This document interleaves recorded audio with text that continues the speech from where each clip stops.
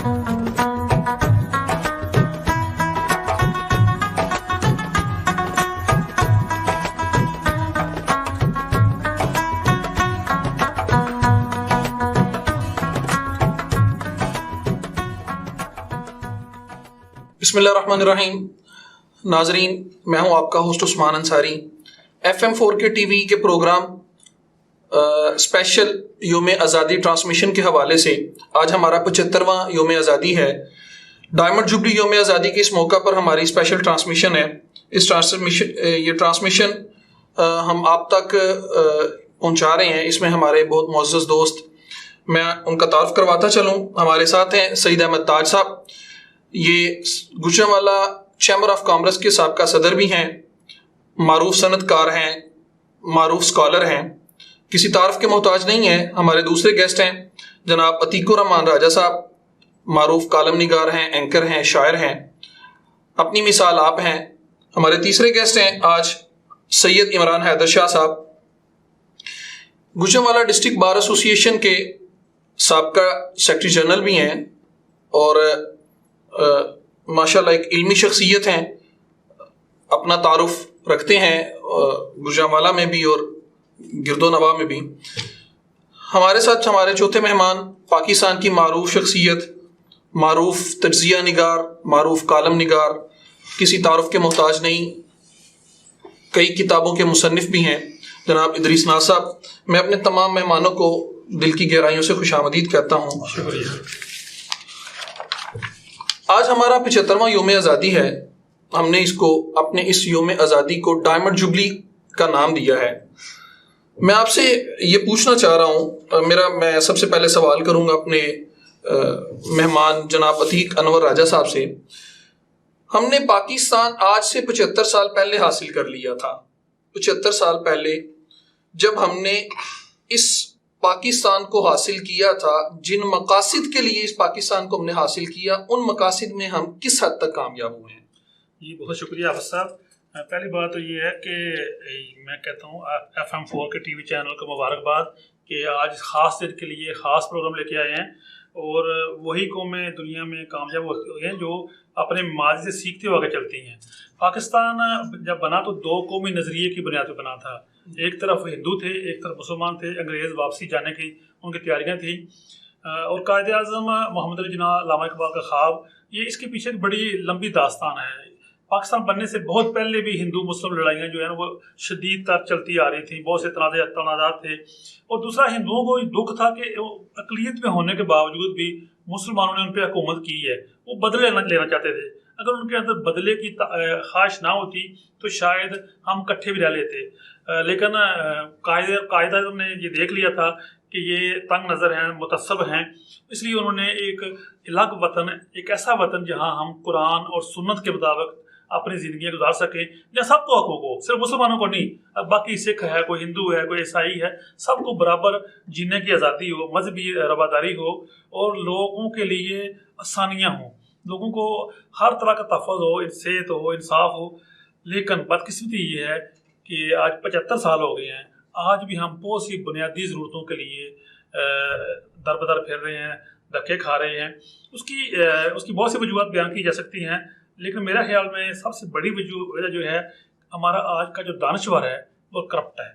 हमारा दानश्वर जो है वो ख़ास स्कॉलर है, वो ख़ास टीवी एंकर है, टीवी में बैठा हुआ या मेंबर में बैठा हुआ है, वो अक्सरियत में अपना जो फ़र्ज़ है वो अदा नहीं कर रहा। वो कभी अपने कलम को थोड़े पैसों के लिए, कभी लिफाफे के लिए, कभी किसी और चीज़ के लिए, और कभी वैसे ही बेच रहा है। अगर हमने कायद के फरमान के मुताबिक एक फलाई रियासत का असूल मुकम्मल करना है तो हमारे दानश्वर को करप्शन छोड़नी होगी, फिर सब ठीक हो जाएंगे। बिल्कुल ऐसे ही है जी। मैं अपने अगले मेहमान इदरीस नाज साहब से एक सवाल करना चाहूँगा। सर, मेरा आपसे सवाल ये है कि 1947 में पाकिस्तान बहुत ज़्यादा कुर्बानियों के बाद हमने हासिल किया है। उसमें हर मकतबा फ़िक्र ने अपना अपना किरदार अदा किया था। मैं आपसे ये पूछना चाह रहा हूँ कि किस मकतबा फ़िक्र ने किस हद तक, यानी जो मजहबी मकतबा फ़िक्र था उनका किरदार किस हद तक रहा, जो वकाला थे उनका किरदार किस हद तक रहा, और जो आम आवाम थी उनका किरदार किस हद तक रहा है? आप सब بڑا امپورٹنٹ سوال. یہ کبھی میرا خیال ہے کسی بھی ٹی وی پر نہیں کیا گیا. اس میں آپ نے کہا کہ وکلاء کا پہلے تو اس پہ بات ہوتی رہتی ہے کہ حضرت قائد اعظم رحمۃ اللہ علیہ جو بانی پاکستان ہیں وہ بھی وکیل تھے, بیرسٹر تھے وہ بھی, جن کے بارے میں کہا جاتا ہے کہ پاکستان کا سب سے پہلے جنہوں نے تصور پیش کیا علامہ اقبال رحمۃ اللہ وہ بھی وکیل ہیں. اور اس کے علاوہ بہت سارے وکلاء جو تھے وہ تحریک پاکستان سے وابستہ. وکلاء کا کردار جو اس سلسلے میں وہ تو بڑا واضح ہے, اس پر تو بات کیے جانا وقت کا ضیاع ہے. اس میں کوئی شبہ نہیں ہے کہ وکلاء جو تھے وہ لیڈ کر رہے تھے اس تحریک پاکستان کو. اس کے بعد علماء کا آپ نے کہا, علماء بہت بڑے لوگ جو تھے, مولانا شبیر عثمانی جیسے لوگ, علماء کا کردار بڑا پازیٹیو تھا. اس میں دو چیزیں ایسی تھیں, مثال کے مولانا مودودی رحمۃ اللہ علیہ, ان کا اپنا خاص ایک نظریہ تھا اور میں ان کے نظریے کو کبھی بھی میں نے کنڈم نہیں کیا. بے شک انہوں نے پاکستان کی مخالفت کی, لیکن ان کا ایک خاص نظریہ تھا. وہ کہتے تھے کہ آپ پاکستان مسلمانوں کے لیے بنا رہے ہو یا اسلام کے لیے بنا رہے ہو. اور آج پھر یہی سوال ہے کہ آپ نے یہ جو ملک بنایا ہے یہ مسلمانوں کو آزاد کرنے کے لیے بنایا تھا یا اسلام کو آزاد کرے. اسلام تو آج بھی آزاد نہیں ہے. اگر آپ کہتے ہیں مسلمانوں کی آزادی کے لیے تو بابا امریکہ میں بھی مسلمان آزاد ہے. وہاں کا مسلمان نماز نہیں پڑھ سکتا, روزہ نہیں رکھ سکتا, قربانی نہیں دے سکتا. دنیا کا کہیں بھی کوئی بھی مسلمان ہے وہ پوری طرح سے آزاد ہے, وہ اپنے مذہبی فرائض سر انجام دے سکتا ہے. لیکن اسلام کہیں بھی آزاد نہیں ہے. مطلب اسلام ایسے آزاد ہو کہ آپ کے پاکستان میں کیا چور کے ہاتھ کاٹے جا سکتے ہیں, کیا یہاں پہ گناہ کرنے والے کو سنسار کیا جا سکتا ہے. پاکستان سمیت دنیا میں کہیں بھی مسلمان ہر جگہ آزاد ہے, اسلام آزاد نہیں ہے. تو پاکستان اگر کلمہ طیبہ کی بنیاد پر لیا گیا تھا, جو ہمارا ایک سلوگن ایک نعرہ بہت مشہور ہوا, پاکستان کا مطلب کیا, لا الہ الا اللہ, اگر تو پاکستان کا مطلب یہی تھا لا الہ الا اللہ, تو پاکستان میں لا الہ الا اللہ کہاں ہے؟ لا الہ الا اللہ کی حکمرانی نہیں ہے پاکستان میں. اچھا, علماء کا کردار بہت پازیٹیو ہے. اسی طرح ابوالکلام آزاد تھے, ان کا بھی یہ ایک خاص نقطۂ نظر تھا. خیر وہ کانگریس کو لیڈ کرتے رہے اس زمانے میں. تو علماء جو اس طرف تھے ان کا بھرپور کردار ہے اس سلسلے میں. اسی طرح ہمارے طلباء کا کردار بہت نمایاں ہے اس تحریک, انہوں نے قائد اعظم کا ساتھ دیا. اچھا, ہمارے صحافی جو تھے, آپ ایک صحافی بیٹھے ہیں تو آپ کو پوچھنا چاہیے تھا کہ اس میں صحافیوں کا کیا کردار تھا. اس سے پہلے کسی نے نہیں پوچھا. آپ دیکھیے اس زمانے کا جو پیسہ اخبار تھا, نوائے وقت تھا, ایون جنگ تھا, وہ اخبارات ایسے جنہوں نے تحریک پاکستان کے لیے ایک ایک پینی اکٹھی کی, ایک ایک پائی اکٹھی کی, اور پھر وہ تحریک پاکستان. اچھا, اس وقت مسلمانوں کے لیے ظاہر ہے کہ یہ ساری چیزیں نہیں تھی جو آج ہیں. آپ کے پاس سوشل میڈیا اس وقت نہیں تھا, سرے سے نہیں تھا. اچھا, ٹیلی ویژن نہیں تھے, ریڈیو اس طرح سے نہیں تھا. تو جو چیزیں اویل تھیں مسلمانوں کے لیے ان میں صرف یہ تھا کہ اخبار جو تھا آزاد اگر تھا کہیں تو مولانا ظفر علی خان صاحب نے, ذمہ دار اخبار تھا, پیسہ تھا, جنگ تھا, نوائے وقت. یہ ایک بڑا رول ہے صحافیوں کا, مولانا ظفر علی خان کا اس میں بہت بڑا کردار ہے. تو صحافیوں نے بہت بڑا کردار ادا کیا. تو کوئی بھی ایسا مکتبہ فکر نہیں تھا جس نے قائد اعظم کی آواز پر لبیک نہیں کیا اور تحریک پاکستان میں حصہ نہیں لیا, اور کما حقوق حصہ لیا, اپنے اپنا کردار نبھایا انہوں نے. تو مولانا مودودی کو بعد میں یہ احساس ہوا کہ پاکستان بنا ہے اور یہ کلمہ طیبہ کی بنیاد پر بنا ہے, لیکن مایوسی ہے نا, جو مایوسی اس وقت مولانا مودودی کو تھی وہ آج مجھے بھی ہے کہ پاکستان بنا ہے. ہاں, ہر پاکستانی کو ہے کہ جیسے عتیق انور راجہ صاحب نے کہا کہ بھائی آپ نے لاکھوں قربانیاں دے کر یہ پاکستان حاصل کیا, تو کس مقصد کے لیے حاصل کیا تھا؟ آج قوم موجود ہے, بے شک ٹکڑوں میں بٹی ہوئی, لیکن وہ جس نظریے کی بنیاد پر پاکستان بنا, ہم کہتے ہیں دو قومی نظریہ کی بنیاد پر پاکستان بنا تھا, تو آج ہم اس نظریے کو ڈھونڈ رہے ہیں کہ وہ نظریہ کہاں ہے جس کی بنیاد پر ہم ہندوؤں سے جدا ہوئے تھے. وہ نظریہ بھی فوت ہو گیا, قوم زندہ ہے, نظریہ فوت ہو گیا. بالکل صحیح کہہ رہے ہیں جی آپ. اصل پاکستان کو حاصل کرنے کا جو مقصد تھا وہ ہم اس میں کامیاب نہیں ہو سکے, اس طرف ایک قدم بھی نہیں بڑھایا, اس سمت میں ہم چلے ہی نہیں, پہلے دن سے نہیں چلے. سعید احمد تاج صاحب, آپ سے ایک سوال کرنا چاہوں گا. آپ کے بڑوں کے بارے میں ہم نے سنا ہے کہ انہوں نے ہجرت کی اور کئی انہوں نے قربانیاں بھی دیں اور انہیں کئی پریشانیوں کا سامنا کرنا پڑا. تو وہ ان کی قربانیوں کی داستان کیا تھی جو مسلمانوں پہ یا مطلب پاکستان حاصل کرنے کے لیے جو جدوجہد کر رہے تھے ان پہ جو مظالم کیے گئے, جو ظلم و ستم کیے گئے, وہ کیا داستان تھی؟ یہ جو داستان ہے یہ ایکچولی جب اناؤنس ہوا, میرے فور فادر جو تھے, میرے دادا اور میرے والد صاحب, وہ امرتسر میں رہائش پذیر تھے پراپر سٹی کے اندر.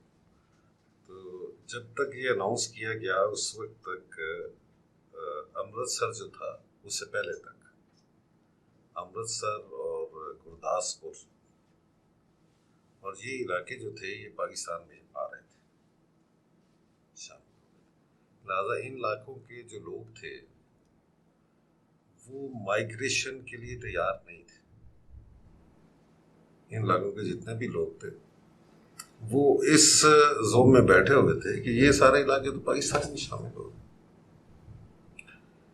لیکن ایٹ دا 11th hour جب لارڈ ماؤنٹ بیٹن نے اور اس وقت ان کے جو تھے انڈیا کے گاندھی اور ان کے بعد جو ان کے لیڈر تھے وہ کوئی ساز باز ایسی چلی کہ راتوں رات یہ ڈیسیژن چینج ہوا. اور جب اس وقت یہ لوگ نکلنے کی کوشش کی اور اس وقت کچھ ایسا معاملات بنے, کچھ ہندوؤں نے ابھارا سکھوں کو, ورنہ تو صدیوں سے یہ لوگ اکٹھے ہی چلے آ رہے تھے, اکٹھے رہ رہے تھے.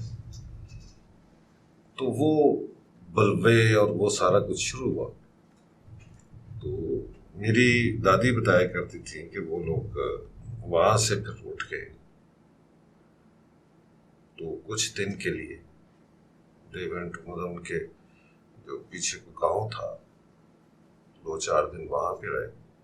پھر وہاں سے وہ لوگ پتہ چلا جی ایک ٹرین لاہور جا رہی ہے, تو اس کے لیے پھر وہ تیاری کر کے جب وہاں پہ آئی تو میری دادی کچھ وہ جو پرانی بوڑھی خواتین ہوتی ہیں جو تھوڑا سا ہم جن کو توہم پرست کہتے ہیں, تو اس وقت یہ تھا ان دنوں میں. تو کچھ ایسا معاملہ ہوا کہ وہ جب بیٹھنے لگے نا تو میرے تایا یعنی ان کے سب سے بڑے بیٹے جو تھے وہ جب ٹرین میں بیٹھنے لگے نا تو ان کا سر کہیں لگا تو اس میں ان کا سر پھٹ گیا. تو وہ توہم پرستی کی جو ہوتی ہے جی جی, تو دادی نے کہا ہم نے اس ٹرین میں نہیں جانا, ہم نے بالکل اس ٹرین میں نہیں جانا. سب نے بڑا زور لگایا کہ آپ اس ٹرین میں چلے جائیں, اب جگہ بھی ہے سارا کچھ, آپ تیاری کر کے آئے. تو میں نے کہا نہیں ہم نے اس ٹرین میں نہیں جانا, مجھے نہیں لگتا کہ ہم خیریت سے پہنچ پائیں, کیونکہ یہ بلوے وغیرہ تو ہو ہی رہے تھے. اور دیٹ واز دا ٹرین کہ جس میں ٹوٹل ٹرین کو ذبح کر دیا, یعنی کہ وہ موت کے آپ سمجھ لیں کہ منہ سے نکل کے وہ جو توہم پرستی تھی اس نے شاید یہ اللہ کی طرف سے تھا کہ ان کی زندگی یہ معاملہ اللہ کی طرف سے تھا, اللہ تعالیٰ نے ان کی زندگی بنانی تھی. اور جب یہ لوگ تھی وہاں سے نکلے ہیں وہ رات کے ٹائم پہ, آدھی رات کے ٹائم پہ کوئی ٹرک انہوں نے ہائر کیا اور وہاں اس میں بیٹھ کے نکلے. تو میرے دادا جو تھے, اچھا وہ جو نکلنے والے تھے وہاں پہ ان سب کو یہ یقین تھا کہ یہ it's not a permanent migration, کوئی نہیں چند دنوں کی بات ہے, یہ معاملہ سیدھا ہو جائے گا, گرداسپور اور جو امرتسر ہے یہ پاکستان میں شامل ہو جائے گا تو ویل بی بیک. تو اس لحاظ سے یہ مطلب جو میری اپنا فادر کی فیملی تھی they didn't carry every thing, یا جو اپنا سامان اٹھا سکتے تھے وہ انہوں نے کوئی نہیں اٹھایا, بلکہ میرے دادا پیچھے رہ گئے. ان کا میں آرام سے سارا کچھ سمیٹ کے تو پھر آؤں. تو ان لوگوں نے پہلے آ کے تو لاہور میں کیمپ میں وہ رہے کچھ دیر. اب کیمپ میں وہ انتظار کر رہے تھے کہ دادا بھی آ جائے تو پھر یہ آگے بڑھے. تو 15 دن کے بعد جب دادا پہنچے, مطلب میرے دادا فیملی کے سربراہ تھے, وہ جب کیمپ میں پہنچے تو اس وقت ان کی یہ حالت تھی کہ دھوتی ان کی وہ خستہ ہو کے تو نیچے سے پھٹی ہی تھی, پاؤں میں جوتا کوئی نہیں تھا. تو انہوں نے جو سٹوری سنائی کہ وہ گھر میں وہ لینے گئے ہیں تو وہی سکھ جن کے ساتھ ساری زندگی گزری تھی, تو وہی ان کی جان کے دشمن. تو بڑی مشکل سے وہاں سے جان بچا کے نکلے.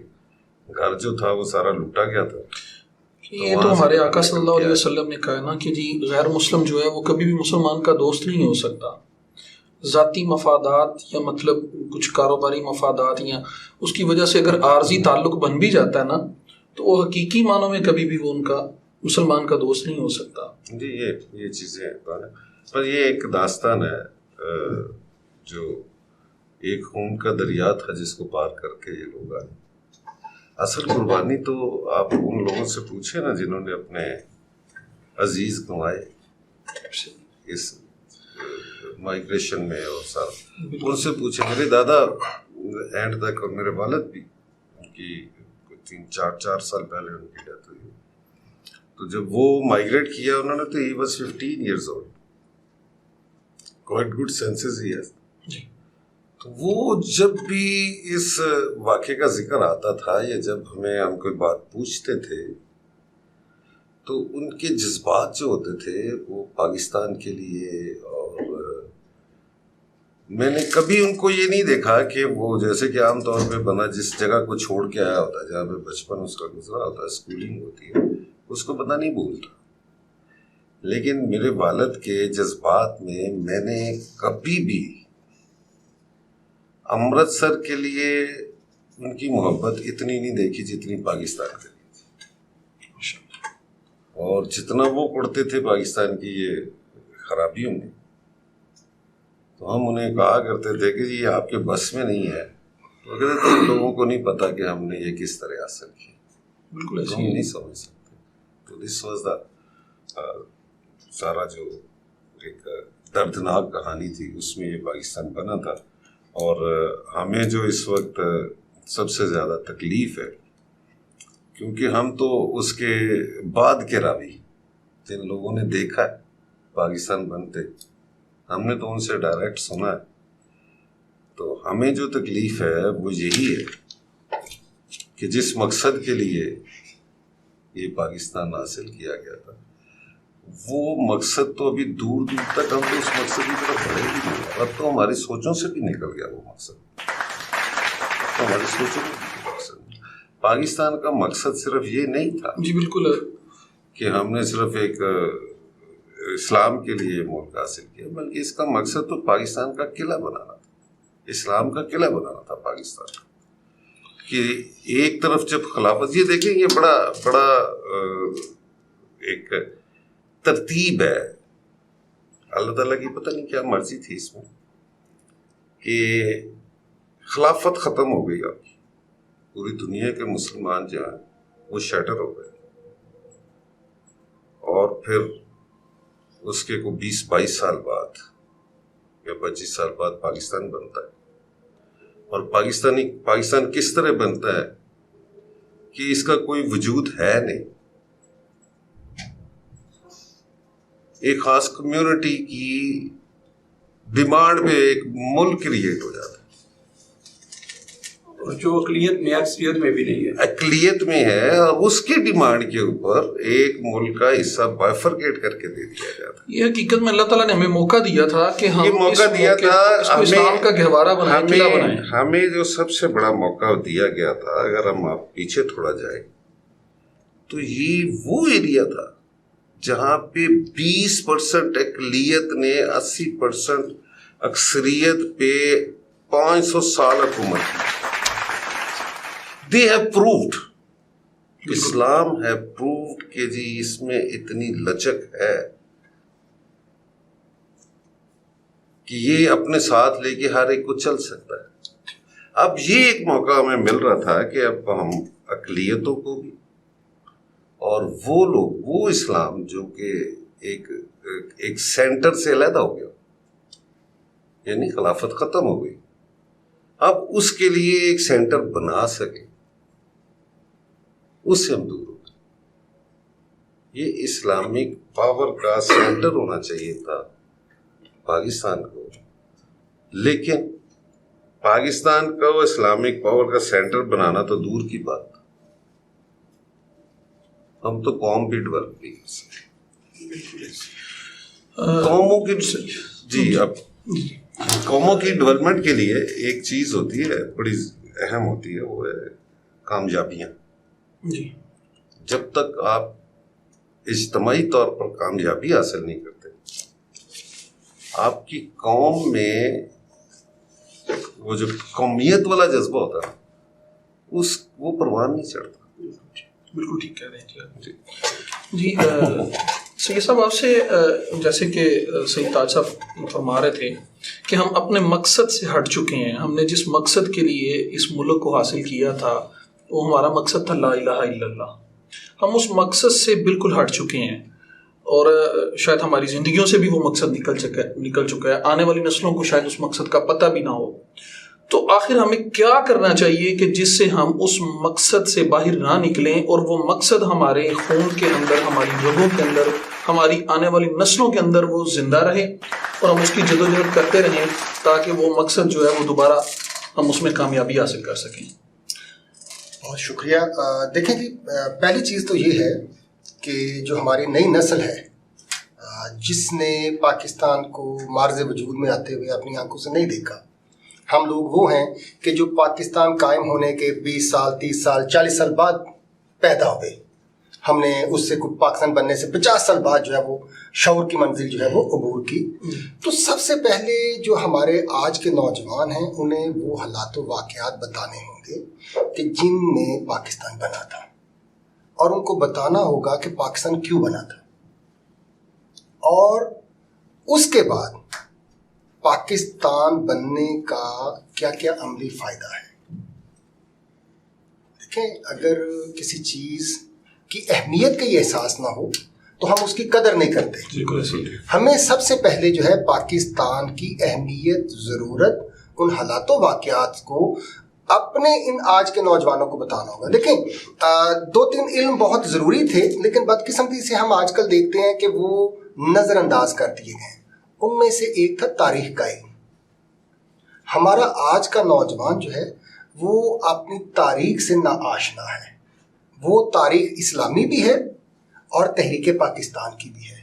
ہمیں پاکستان بننے سے جو پچھلا ایک صدی تھی، 1947 میں پاکستان بنا، تو 1857 1847 اس سے لے کے یا 1757 جنگ پلاسی جو ہے نواب سراج الدولہ جی کی جو شہادت ہے بنگال میں، اور اس سے لے کے اگلا جو 190 سال ہیں، یہ بالخصوص آپ کو نوجوانوں کو بتانے ہوں گے کہ جب برِ صغیر میں مسلمان جو ہیں وہ فاتح سے مفتوح ہوئے، حاکم سے محکوم ہوئے، تو پھر ان کی زندگیوں میں کیا تبدیلی آئی. اگر خدا نخواستہ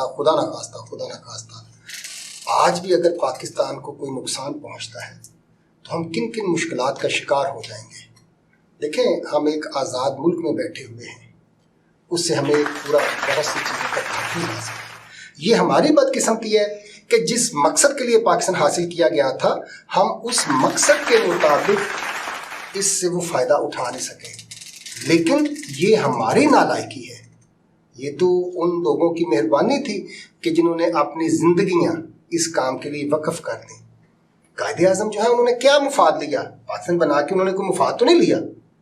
پلیٹ میں رکھا ہوا پاکستان ملا نا آنے والی نسل کو. اگر وہ چاہتے تو جتنے وہ کامیاب انسان تھے اور اس زمانے میں جتنی ان کی انکم تھی، وہ بڑے بڑے رئیسوں سے بھی بہتر زندگی گزار سکتے تھے. لیکن انہوں نے دن رات محنت کی، اور اتنی محنت کی کہ ایک موذی مرض کا شکار ہو گئے، لیکن انہوں نے اپنی جان کی پرواہ نہیں کی. یہ باتیں، یہ چیزیں آج کے نوجوان کو بتانا ہوں گی اگر ہم نے پاکستان کو مضبوط کرنا ہے. بالکل جی. انور راجہ صاحب، آپ سے میں پوچھنا چاہ رہا ہوں کہ ہم نے اپنے جو رہنما تھے، ہمارے جو لیڈر تھے، جنہوں نے اس پاکستان کو حاصل کرنے میں سب سے اہم کردار ادا کیا، لیڈنگ رول ادا کیا، آج ہمارے آنے والی نسل شاید ان کی شخصیت کے بارے میں بھی نہیں جانتی، بہت کم جانتی ہے، سوائے اس بات کے کہ ہمارے جو ملک میں کرنسی ہے، جو ہمارے نوٹ ہیں، ان پہ ان کی تصویر ہے اور ہمیں اتنا پتہ ہے کہ یہ بانی پاکستان ہے. اس سے زیادہ ہماری نسل کو کچھ نہیں پتہ. اور المیہ یہ ہے کہ ہماری جو تعلیمی ادارے ہیں وہ بھی ہمیں ان پہ کچھ تھیسس کرنے کی یا مطلب قائد اعظم پہ کچھ لکھنے کی یا اس پہ سرچ کرنے کی اجازت نہیں دیتے. یہ اس کی کیا وجوہات ہیں؟ ایسا کیوں ہے اور ہمیں اس میں کیا کردار ادا کرنا چاہیے اپنا؟ دیکھیے، جن دنوں ہم نے ہوش سنبھالی تب رواج تھا گاؤں میں دادیاں نانیاں کہانیاں سناتی تھیں جی. ان کہانیوں میں پچھلے جو ہمارے ہیروز تھے نا، ان کا پورا تذکرہ ہوتا تھا. چاہے سلیبس میں چیزیں نہیں بھی ہوتی تھیں لیکن ہمیں پتہ چل جاتا تھا کہ پاکستان بنتے ہوئے کیا کیا مشکلات آئی تھیں، کیا کیا لوگوں کو مسائل آئے تھے. میرے گاؤں سے ہندو جو تھے نا وہ واٹر پارک گئے تھے، تو میرے والد صاحب بتایا کرتے تھے کہ ہم ان کو خود نالا پارک لا کے آئے تھے. مطلب یہ چیزیں ہم نے ان سے سیکھ سنی ہیں جن کے ساتھ یہ چیزیں بیتی ہیں. تو ایک تو سب سے بڑا المیہ یہ ہوا کہ پچھلے 20-25 سالوں سے ماؤں نے بچوں کو وہ کہانیاں سنانی چھوڑ دی ہیں. وہ کہانیوں میں بہت سے اخلاقی سبق ہوتے تھے, اور اخلاقی سبق میں سب سے جو اہم ہوتا تھا کام, وہ ہیرو اپنے ہیرو کو ایسا نقش کر دیتے تھے کہ بچہ ساری زندگی جو ہے نا اس کے راستے پہ چلنے کی یا اس کا نام لے کے بہادری اندر محسوس کرتا تھا. دوسری یہ بات ہے, جب ہم قرض لیتے ہیں تو جہاں سے ہم پیسے لیتے ہیں وہ کہتے ہیں سلیبس ہماری مرضی کا ڈالو. دنیا میں پہلے ہوتا تھا کہ ملکوں میں قبضے ہوتے تھے, اب قبضے نہیں ہوتے, وہ کہتے ہیں ویسے غلام بنا لو, ملک ان کا رہے, کام یہ ہمارے کرتے رہے. تو جو چاہتے ہیں آپ کو غلام بنائیں, وہ کوئی اقبال سے تو نہیں روشنا سونے دیں گے. وہ قائد اعظم جیسا دیدہ, جیسا دلیر, جیسا با کیا کردار, وہ ایسے لیڈر تو نہیں بننے دیں گے. ان کو وہ چاہیے لوگ جو کرپشن کرتے ہوں, جو چور بازاری کرتے ہوں, جن کا کردار پہ داغ ہو, جن کو جب چاہے وہ بلیک میل کر لیں. تو ہمیں ضرورت یہ ہے کہ بیٹھ کے بات کریں, اپنی بیٹھ کے بات کریں, تو پھر لوگوں کو, بچوں کو, نئے نسل کو ساتھ بٹھائیں, بابے بنیں, خود بابے بنیں. ہم چھوڑ دیں کہ کون بتائے گا, خود بتائیں اور بچوں کو ساتھ بٹھائیں, بیٹھ کے بات کریں. اور ایسا وہ ٹی ہاؤس کھوکھے بات کریں جہاں سے کبھی دانش پھوٹتی تھی. ناسا بیٹھے ہوئے ہیں ہمارے, جب لاہور میں علمی جو ہے نا وہ چائے خانے آباد تھے, تو وہاں سے سیاستدان نکلتے تھے. کالجوں میں, یونیورسٹیوں میں طلباء کی تنظیمیں ہوتی تھی, تو وہاں سے بھی سیاستدان نکلتے تھے, لیڈر بنتے تھے. تو افسوس یہ ہے کہ ہم نے ہر راستہ بند کرنے کی کوشش کی. ہم نے سوچنے پہ, سمجھنے پہ وہ پابندیاں لگا دی. ہم نے ہیروز, کیونکہ ہم جو لوگ بدقسمتی سے تخت پہ بیٹھے تھے وہ سیدھے راستے سے نہیں آئے تھے, وہ ناجائز راستے سے آئے تھے, وہ غیر قانونی یا غیر عمل سے آئے تھے. تو اپنے آپ کو دوام بخشنے کے لیے, اپنے آپ کو بڑا ثابت کرنے کے لیے, مرد مومن حق یا مرد حق ثابت کرنے کے لیے ان کو چاہیے تھا کہ اصل ہیروز کو پیچھے کرتے. وہ بدقسمتی سے ایسا ہوا. اس کا حل یہی ہے کہ ہم پھر بیٹھ کے بات کریں, ہم پھر بیٹھیں, خود بیٹھیں, ساتھ بچوں کو بٹھائیں, تو بڑا آسان کام ہو جائے گا. یہ بالکل صحیح کہا جی آپ نے. ناصر, آپ سے پوچھنا چاہوں گا, دنیا میں سب سے زیادہ قدرتی وسائل ہمارے ملک کے پاس ہیں. میں اگر مبالغہ نہیں کر رہا, تو جتنے بھی قدرتی وسائل ہیں سب سے زیادہ پوری دنیا میں وہ پاکستان کے پاس ہیں. پوری دنیا میں سب سے زیادہ ذخائر پاکستان کے پاس ہیں. اس کے باوجود ہمارا شمار ترقی یافتہ قوموں میں نہیں ہوتا. ہم دنیا میں بہت پیچھے ہیں. اس کی کیا وجوہات ہیں؟ ایک ہی وجہ ہے. پہلی بات تو راجہ صاحب اور عمران حیدر شاہ صاحب نے ایک بہت خوبصورت بات کی ہے. دونوں کی بات جو ہے اس میں ایک کامن چیز تھی. شاہ جی نے کہا کہ کسی بھی قوم کو اگر آپ چاہتے ہیں کہ وہ آگے بڑھے تو اس کی ہسٹری, اس کی تاریخ آپ اسے پڑھائیں. راجہ صاحب نے بھی یہی کہا کہ جو ہیروز کی کہانیاں ہوتی ہیں وہ ہسٹری ہے نا آپ کی. تو راجہ صاحب نے بھی یہی کہا کہ کسی قوم کو اگر غیرت مند بنانا ہے, اسے دلیر بنانا ہے, تو ان کے جو اسلاف ہیں, ان کے جو ہیروز ہیں, ان کی ہسٹری آپ ان کو ضرور بتائیں, ان کی داستانیں, ان کی کہانیاں ضرور سنائیں. تو ہمارے یہاں سے تو دلہا پٹی وغیرہ وغیرہ غائب ہو گئے, پتہ ہی نہیں کسی کو. آپ صرف قائد اعظم کا ذکر کر رہے ہیں. بھائی وہ آزادی کے جو ہیروز ہیں ان میں سے نام ہی آپ بھول گئے, آپ کو یاد بھی نہیں ہے کہ وہ کون تھے.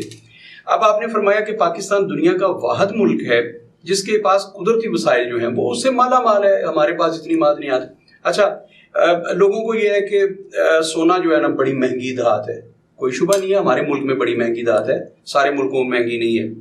اچھا, سونا تو کچھ بھی نہیں ہے بابا. یہاں ایسی آپ کے پاس دھاتیں ہیں, میں بہت سارے پروگرام میں سیکھے گا, جو ایک مطلب جیسے 1 تولہ سونا ہے وہ 1.5 لاکھ روپے میں, اگر تو 1 تولہ جو ایسی دھاتیں ہیں جو 1 ارب روپے کی ہیں, 1 ارب سے بھی بہت مہنگی ہیں. ایسی دھاتیں پاکستان میں ہیں. اچھا, آپ کے بلوچستان میں ہے, وہ بہت دور نہیں ہے, آپ کے بلوچستان میں. پاکستان میں سب سے بڑے ذخائر جو ہیں گیس کے اور آئل کے, وہ پاکستان میں ہیں. پہلی بات تو کہ وہ ہم ان سے استفادہ نہیں کر سکتے. ہمارے جو لیڈرز ہیں, اتفاق کی بات, وہ غدار ہے. اور میں بہت سارے پروگرامز میں کہہ چکا ہوں کہ آپ ایک دوسرے کو اگر غدار کہتے ہیں وہ جھوٹ نہیں بولتے. آپ کے لیڈروں میں یہ بہت بڑی خوبی ہے, جب وہ کہتے ہیں نا کہ فلاں پارٹی کا لیڈر چور ہے, وہ جھوٹ نہیں بولتے. اس معاملے میں سارے صادق اور امین ہیں, اس معاملے میں سارے سچے ہیں. جب وہ کہتے ہیں نا فلاں چور ہے, وہ سچ بول رہے ہوتے ہیں. جب وہ کہتے ہیں نا فلاں غدار ہے, تو وہ سچ بول رہے ہوتے ہیں. یہ مان لیں آپ. یہ بڑی کوالٹی ہے آپ کے لیڈرز میں. باقی ملکوں میں یہ کوالٹی نہیں ہے, باقی ملکوں میں. اچھا, ہمارے لیڈر جو ہے نا وہ اتفاق کی بات, میں نہیں کہہ رہا بھائی, میں تو نہیں کہہ رہا نا. کے بارے میں جس نے کہا کہ وہ غدار ہے, تو میں نے کہا ہے. جس نے کہا نواز شریف غدار ہے, ان کی فیکٹری میں بھارت کے لوگ رہتے, میں نے تو نہیں کہا. تو اتفاق کی بات, یہ سارے غدار ہیں. یہ غدار تھے. ان لوگوں کو جیسے راجہ صاحب نے فرمایا, اور بڑی خوبصورت بات سیدہ متاز صاحب کی, انہوں نے کہا کہ اب मुल्कों को खरीदना नहीं, फतह नहीं करना पड़ता। आपने वहाँ सिर्फ गुलाम पैदा करने होते हैं, उनकी सोच को खरीदना होता है, और वो आपका सिस्टम जो होता है उसे चला रहे होते हैं। पाकिस्तान उसकी एक वाज़ेह तरीन मिसाल है। हमारे मुल्क के लीडर जो हैं वो सारे के सारे खरीदे हुए हैं, ये बिकने वाले लोग थे, और उन्होंने देखा, गूगल पे आप सर्च कर ले सबसे ज्यादा बिकने वाली कौम कौन सी है, पाकिस्तानी आपको मिलेंगे। हमने खुद एक दूसरे को कहा कि ये पैसे के लिए अपनी माँ भेजते, हमने कहा ना, वो हम में से एक बंदा था जी। तो इत्तेफाक से इस खिते में वो कौम आबाद है जो पैसे के लिए कुछ भी कर सकती है। तो हमारे लीडर्स बिक गए। अब हुआ क्या कि आपको IMF वर्ल्ड बैंक ने कह दिया कि खबरदार, उन्हें अंदाजा हुआ कि ये इतनी ज़हीन कौम है, इतनी दिलेर कौम है, इतनी बागैरत कौम है कि ये घास खा के एटम बम बना लेते हैं, इनके पास वसाइल, इनको हम पढ़ने नहीं देते। लेकिन हैरान कुन बात यह कि पाकिस्तान के लोग हैं, पता है ना, वो सारे के सारे इत्तेफाक से मार दिए गए या मर गए जिन्होंने पानी से चलने वाली गाड़ियां बना ली। तो आप अंदाजा कायम करिए कितनी ज़हीन कौम है इनके पास। इकबाल ने कहा था ना, जरा सा नाम हो तो ये मट्टी जरखेज, बड़ी जरखेज ऐसा की, इतनी जरखेज मट्टी है। उन्होंने कहा जो कौम घास खा के इस्लाम की पहली एटमी कुव्वत बन सकती है और दुनिया की 7वीं एटमी कुव्वत बन सकती है, अगर इनके पास वसाइल हुए तो ये क्या करेंगे? ये तो पूरी दुनिया को खा जाएंगे। और जो इस्लाम का कला आप कह रहे हैं, वसाइल से बनने ना बाबा। जी जी बिल्कुल। तो अगर आपके पास वसाइल होंगे तो सुबह इस्लाम का कला बन जाएगा। उन्होंने कहा कि इनके पास वसाइल नहीं आने देने, इन्हें एक बड़ा सा कशकोल दे दिए, हमसे पैसे मांगते रहे। हमने 54-55 हज़ार अरब रुपए जो है वो ले लिया IMF से, अभी फिर हम मांगने गए। तो उन्होंने सोचा कि इनके लीडर्स को खरीदा जाए। वो इत्तेफाक से सारे के सारे गद्दार थे, ये मैंने नहीं कह रहा, उन्होंने खुद कहा, वो सारे के सारे गद्दार थे। वो गद्दार बिक गए, इस मुल्क के साथ वफादार नहीं थे, वो पैसे के गुलाम थे। तो हुआ क्या इस कौम के साथ? हम चाहें भी तो गैस अपनी नहीं इस्तेमाल कर सकते। भाई आपको कहा गया ना, ईरान ने कहा आपको कि हम आपके बॉर्डर तक आपको गैस और पेट्रोल जो है तो 15 रुपए लीटर में दे देते हैं, आप उसको इस्तेमाल करो। उन्होंने कहा गैस वो आपको फ्री पड़ती है, जो वो गैस दे रहे हैं ना ईरान वाले आपको, वो यूं समझ लिए कि जैसे आप किसी जमाने में वो जो लोग गोबर सुखा के ईंधन के तौर पर इस्तेमाल किया, उससे कहीं ज्यादा सस्ती गैस आपको दे रहा है। लेकिन आपको वो इस्तेमाल नहीं करने दी जा रही, आप अपनी गैस की बात कर रहे हैं, वो कौन आपको करने है? आपके लीडरों को मना कर दिया। आपको पता है ना, बलूचिस्तान में जब वो सारे निकाल रहे थे तो पाबंद कर दिया गया कि वहां से आप अपनी मादनियात से इस्तेफादा नहीं कर सकते। तो हमारे सारे के सारे लीडर गद्दार हैं, सारे के सारे। ये उन्होंने कहा है तो मैं उनकी बात को रिपीट कर रहा हूँ, सारे के सारे चोर हैं, सारे सारे गद्दार हैं। हम अपने वसाइल को कभी भी इस्तेमाल में नहीं ला सकते। हमारे सियासतदान जो है वो बिके हुए हैं। IMF वर्ल्ड बैंक हमारी पॉलिसीज बनाता है, और अब तो सबको पता है ना, ये अपोजिशन ने भी कहा और हुकूमत ने भी एतराफ़ किया कि हमारा जो बजट है, अब तो सोशल मीडिया आने के बाद बच्चे को पता है कि वो IMF बनाता है, हम तो बनाते ही नहीं है। तो जो कौम अपना बजट नहीं बनाती, जो कौम खुद से फैसले नहीं करती, वो कौम अपने वसाइल से कैसे इस्तेफादा कर सकती है? उनसे तो पाकिस्तान के वसाइल इसलिए इस्तेमाल नहीं हो सकते, वरना ये दुनिया की सबसे अमीर रियासत हो जिसका नाम पाकिस्तान है। सर मैं आपसे ये पूछना चाह रहा हूँ, आप Gujranwala chamber of commerce and industry के प्रेसिडेंट भी रहे हैं, आपको अंदाज़ा भी है कि हमारा रेवेन्यू कितना जनरेट होता है पाकिस्तान में पूरे में और गुजरांवाला में। शायद कि पूरी दुनिया में सबसे ज़्यादा टैक्स देने वाले हम हैं, हमसे ज़बरदस्ती टैक्स लिया जाता है हर चीज़। हम उन चीज़ों में भी हम टैक्स देते हैं जिनका हमें पता भी नहीं है। हर चीज़ में हम टैक्स दे रहे हैं, हर चीज़ में हम टैक्स दे रहे हैं। इसके बावजूद भी हमारी गवर्नमेंट के वसाइल जो हैं वो कहाँ जा रहे हैं उनका कोई पता ही नहीं चलता। देखिए, ये जो आपके गवर्नमेंट के वसाइल की बात कर रहे हैं ना, मैं एक छोटा सा खाका आपको पेश करता हूँ आपकी इकोनॉमी का। जी, जो 18th अमेंडमेंट थी जी, एक्चुअली बेड़ा गर्क हमारा होना वहां से शुरू हुआ। वो पीपल्स पार्टी के दौर उस वक्त जो इंटरनल लोन्स थे, जो इंटरनल कर्जे थे, अंदरूनी कर्जे। अच्छा, कर्जे में आपको बता दो 2 तरह के होते हैं जो कौमें लेती हैं मुल्क के लिए इस्तेमाल। एक आपका अंदरूनी कर्जा होता है, एक आपके बैरूनी कर्जे होते हैं। बैरूनी कर्जे जो है वो बैलेंस ऑफ पेमेंट को मैनेज करने के लिए, अगर आपकी एक्सपोर्ट्स और इंपोर्ट्स बराबर है तो आपको डॉलरों की जरूरत नहीं पड़ती बाहर से लेने की। अगर आपकी इंपोर्ट बढ़ जाती है और एक्सपोर्ट आपकी कम है तो वो जो बाकी मायदा ऐसे हैं वो आपको डॉलरों की शक्ल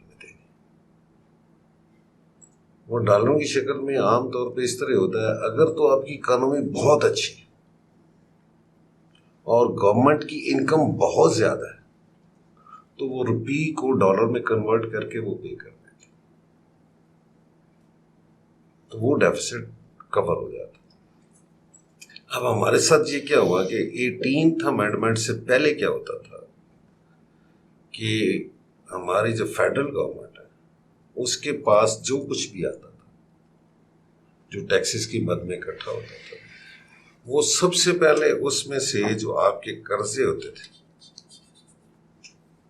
جو انٹرنل اور ایکسٹرنل ڈالرز میں جتنے کا آپ دے سکتے تھے، وہ آپ ان کو بجٹ اس طرح بناتے تھے کہ کچھ نہ کچھ اس میں سے آپ کنورٹ کر کے واپس دیتے تھے۔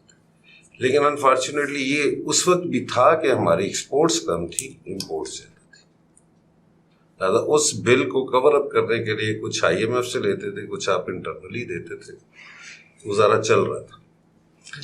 اس کے بعد جو گورنمنٹ کے خرچے تھے ان میں جو دوسرا بڑا ہیڈ ہوتا ہے وہ آپ کا ڈیفینس کا، لونز ری پیمنٹ کے بعد جو بڑا فیڈرل گورنمنٹ کا ہیڈ ہوتا ہے وہ ڈیفینس، اس کے بعد آپ ڈیفینس کا پے کرتے ہیں۔ تیسرا جو ہیڈ ہوتا ہے وہ جو رننگ ایکسپینڈیچر، جو تنخواہیں دینی ہیں، چھوٹی بڑی ڈیولپمنٹس ہونی ہیں گورنمنٹ کی، باقی سارا چاہیے۔ اس کے بعد جو بچتا تھا وہ صوبوں کو ملتا تھا۔ 18th امینڈمنٹ کیا تھی کہ جتنی انکم ہے اس کو ڈسٹریبیوٹ کیا جائے صوبوں along with the royalties، یعنی بلوچستان کو سوئی گیس کی رائلٹی دی جائے، تربیلا کی رائلٹی جو KPK کو دی جائے، اور اگر جیسے پورٹ ہے ہماری جو میکسیمم ریونیو ارن کرتی ہے اس کی رائلٹی جو وہ سندھ کو دی جائے۔ تو یہ رائلٹیز کے ساتھ وہ پیمنٹس جو ٹوٹل فیڈرل گورنمنٹ کے پاس آتی ہیں ان کو وہ پیمنٹس جو ہے سب سے پہلے آپ نے صوبوں کو ادا کرنا۔ اب جب آپ صوبوں کو ادا کرتے ہیں تو اس کے بعد گورنمنٹ کے پاس اتنے پیسے نہیں بچتے تھے کہ وہ باقی خرچے کر لیں۔ اس کا ایفیکٹ کیا آیا کہ گورنمنٹ آف پاکستان نے وہ خرچے کرنے کے لیے اسٹیٹ بینک سے قرضے لینے شروع۔ جب یہ 18th امینڈمنٹ آئی ہے پیپلز پارٹی کے دور میں، یہ 2013 اپنا 13 میں یہ ہے، اس سے پہلے جی 2010 یا 11 میں، اس وقت پاکستان کے جو انٹرنل قرضے تھے وہ پچھلے آپ سمجھ لیں کہ تقریباً 65 سالوں میں 6000 ارب روپے تھا۔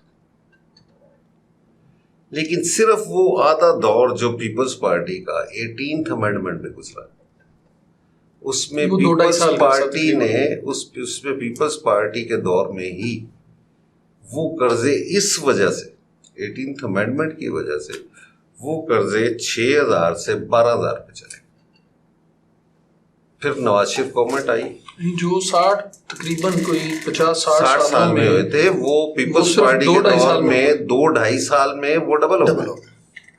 اچھا اب اس کے بعد کیا ہوا، نواز شریف گورنمنٹ آ گئی جی 2013 میں جب نواز شریف گورنمنٹ آئی تو اس نے 12000 سے اٹھا کے تو وہ 23000 ارب پہ چلے گئے،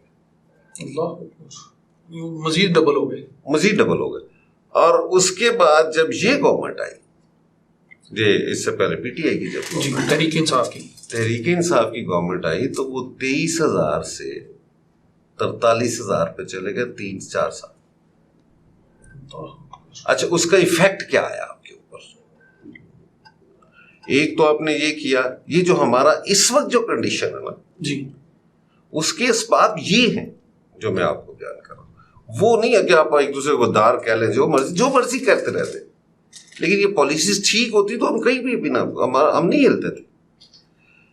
اچھا پھر کیا کیا، IMF کے کہنے پہ انہوں نے کیا کیا، اسٹیٹ بینک کو آزاد کر دیا۔ اب اسٹیٹ بینک سے آپ اپنی مرضی سے نہ تو نوٹ چھپوا سکتے نہ آپ اس سے اس کی مرضی کے بغیر قرضہ لے سکتے. دوسرا انہوں نے کیا کیا کہ آپ کا قائمر 4-5% سے اٹھا کے 15% کر دیا. اب مجھے یہ بتائیں کہ جس اکانومی میں جس ملک کے پاس ٹوٹل ریونیو انکم جو ہے وہ 7,000 ارب روپے, وہ 50,000 ارب روپے کا انٹرنلی مقروض ہے, اور آپ نے جو انٹرسٹ ریٹ ہے وہ 15% کر دی آئی ایم ایف کے کہنے پہ یا اسٹیٹ بینک نے کر دی, کیونکہ اب اسٹیٹ بینک آزاد ہے آپ کا. تو اگر تو گورنمنٹ کے انڈر ہوتا تو یہ اس کو کچھ کم کرتی یا اپنے اس میں رکھ دی, اس کا نقصان کیا ہو. آپ مجھے یہ بتائیں کہ 50,000 ارب روپے کے اوپر 15% کے حساب سے سال میں سود کتنا؟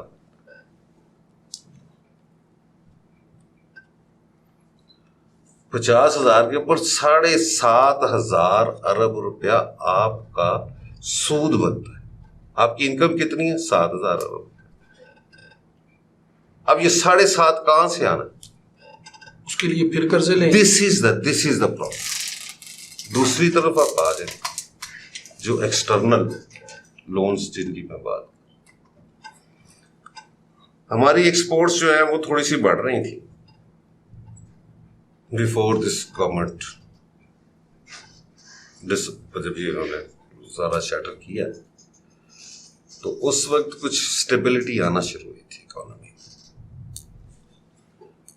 تو وہ بڑھ کے 20 سے تقریباً 25 ارب کے قریب چلی گئی.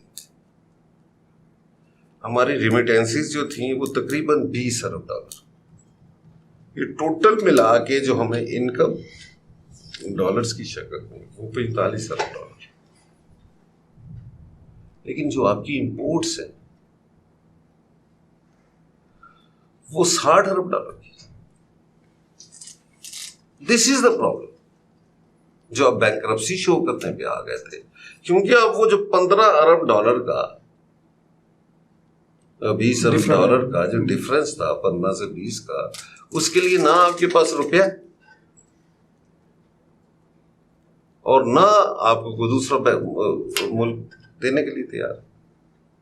وہ یہ جو امپورٹ اور اس کا جو ڈیفیسٹ جس کی ہم بات کر رہے ہیں, اب اس میں جو سب سے بڑا پرابلم ہے وہ یہ ہے کہ ہماری تقریباً $10 بلین کی لگژریز ہے.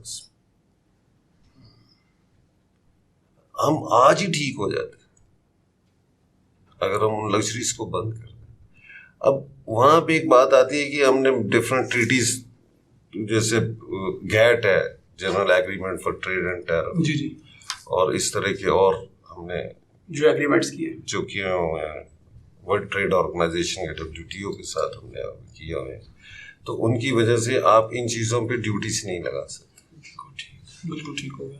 لیکن یہ ڈیوٹیز جو ہیں ان حالات میں, جن حالات میں آپ جا رہے ہیں, اس میں کچھ نہ کچھ اس میں گنجائش ہے. آپ کسٹم ڈیوٹی نہ لگائیں, ریگولیٹری ڈیوٹیز لگائیں, اس کو ریگولیٹ کریں. اب ہمارا جو الیکٹرانکس اور جو کاریں اس وقت پاکستان میں بن رہی اور آ رہی, ان کے پارٹس جو منگوائے جاتے ہیں ان کے اوپر ہم $5.5 بلین استعمال کریں. اگر ہم یہ کاریں جو منگوانے والے ہیں, ایکسکیوز می سر, اگر یہ کاریں منگوانے والے جو ہیں ان اداروں کو ہم صرف یہ کہہ دیں کہ 3 سال کے اندر اندر $1 $1 کا باہر سے مال نہیں آئے گا, آپ نے یہاں پہ ڈیولپ کرنا ہے, تو اس کے ٹھیک 2 سال بعد آپ اپنی گاڑیاں بھی بنا رہے ہوں گے اور یہ اکانومی بوسٹ کر جائے گی. بہت شکریہ. بہت شکریہ جی. پروگرام کا وقت ہمارا ختم ہونے کے قریب ہے. میں آخری سوال کروں گا اپنا عمران حیدر شاہ صاحب سے. سر, ان جو 75 سال ہم نے گزارے ہیں, ان 75 سالوں کے اندر پاکستان نے کن کن چیزوں میں کامیابیاں سمیٹی ہیں, کن کن چیزوں میں پاکستان نے امپروو کیا ہے, اس پہ ذرا مختصر سی روشنی ڈالیں. یہ دیکھیں جی, اس میں بھی کوئی شک نہیں کہ جو توقعات ہم لے کے چلے تھے اس حد تک ہم کامیاب نہیں ہوئے. لیکن ہمیں بالکل مایوس بھی نہیں ہونا چاہیے، کیونکہ ہمیں یہ دیکھنا چاہیے کہ جب آپ یہ جو پاکستان بنا تو اس وقت ہی یہ ایک جو علاقے پاکستان کو ملے وہ غیر ترقی یافتہ علاقے تھے، اور جتنا بھی انفراسٹرکچر تھا وہ اتفاق کی بات ہے کہ وہ سارا کا سارا انڈیا میں جو حصے آئے ان میں زیادہ تھا ہر معاملے میں۔ کچھ پھر اثاثہ جات کی تقسیم میں بھی ڈنڈی ماری گئی، پاکستان کو اس طرح سے وہ چیزیں نہیں دی گئیں کہ جو اس کا حق بنتا تھا، نتیجتاً ہم جو ہے وہ تھوڑا سا پیچھے چلے گئے۔ کچھ ہماری بھی نالائکیاں تھیں کہ ہمیں ان کو چند سالوں میں ان سارے معاملات کو کور کرنا چاہیے تھا، لیکن اس کے باوجود ہم نے اگر دیکھا جائے تو بہت سے میدانوں میں بڑی نمایاں کامیابیاں بھی سمیٹی ہیں۔ اس میں آپ سپورٹس کا میدان دیکھ سکتے ہیں، دنیا کی بہت سی کھیلوں میں ہم ورلڈ چیمپئن ہوئے، ہمارے کھلاڑیوں نے بڑا نام پیدا کیا۔ جی ابھی اس میں دیکھیں چند گیمز تو جو ہے ہاکی، کرکٹ، اسکواش، یہ تو چند سال پہلے تک لگتا تھا کہ بنی ہی پاکستان کے لیے ہیں، ایسے، لیکن ابھی آپ دیکھیں کہ ہمیں ایک ریوائول نظر آ رہا ہے کہ اب ہم جو ایتھلیٹکس ہیں جی اس میں ہمارے پلیئرز نے بڑا اچھا پرفارم کیا ہے یہ کامن ویلتھ گیمز میں، اور انڈیویجولز گیم، اور اس میں تھوڑی سی ہماری نالائکی تھی کہ ہم نے انڈیویجول گیمز کی بجائے جو تھی نا جو ایک ٹیم گیمز تھیں ان پہ ہم زیادہ فوکس کرتے تھے۔ حالانکہ اگر آپ 16 پلیئرز ایک ٹیم میں ایک میڈل کے لیے لے جانے کی بجائے اب 16 کھلاڑی جو ہے وہ انفرادی لے کے جائیں تو اس میں سے آپ کے جو ہے میڈل آنے کی 16 آ جائے یا 7 8 9۔ ابھی آپ دیکھیں نا آپ کے جو یہ پہلوان تھے تو انہوں نے کتنے میڈل لیے۔ خیر یہ اسپورٹس تھا، اس سے ہٹ کے کیا ایک ایسا ملک، ایسا ترقی پذیر ملک وہ پوری دنیا کو پچھاڑ کے تمام سازشوں کے باوجود ایٹامک پاور بن جاتا ہے؟